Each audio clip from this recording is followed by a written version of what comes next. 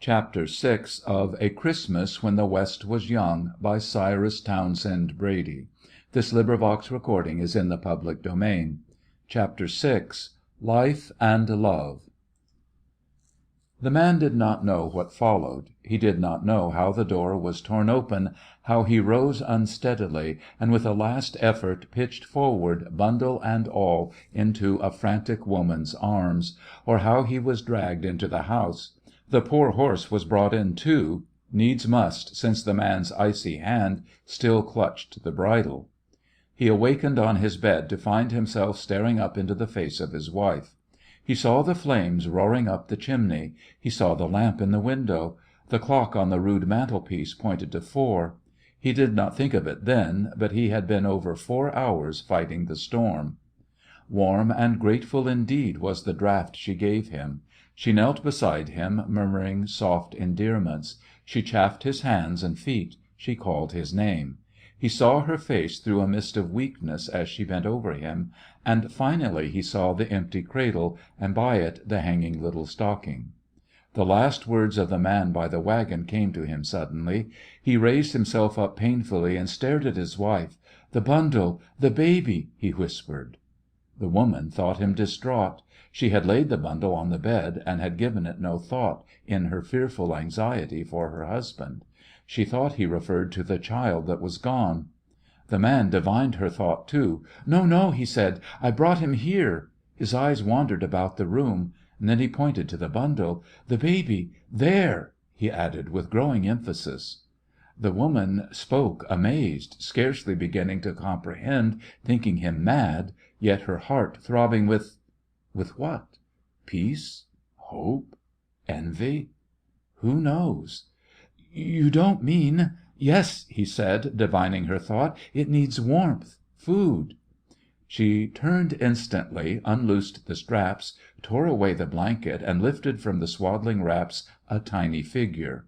Well and warmly had that dead mother dressed that little baby. It was numb with cold and sleepy, but it was alive. The woman took it to the fire. She knelt by the side of the man and looked at him. Then her eyes sought the baby's face as she chafed its tiny limbs and warmed it back to life. "Back in the gulch," said the man thickly, his lips still numb from cold. "Emigrant wagon, man and woman, attacked by Indians. The woman was dead when I came. The man died. The baby was in the wagon. I brought it along." The child opened its eyes. They were blue eyes, and its hair was golden. Blue-eyed and golden-haired had been her own child. Some faint colour had come into the little cheeks. The little lips opened, and into the stillness of that room rose a shrill note, a baby's cry, again. Something stirred in the woman's heart. It was not her baby. One had been taken. Another left. Strange jealousy and resentment throbbed in her bosom. She thrust the child away from her and stared at the man. "It has no mother," he said, "and it is so hungry." It was not her baby, but— Thoughts too deep for words ran riot in her heart. Her soul quivered. Her full breast throbbed. The poor baby looked up at her with piteous appeal. She yearned toward it. The cry rose. It was so helpless, so cold, so hungry.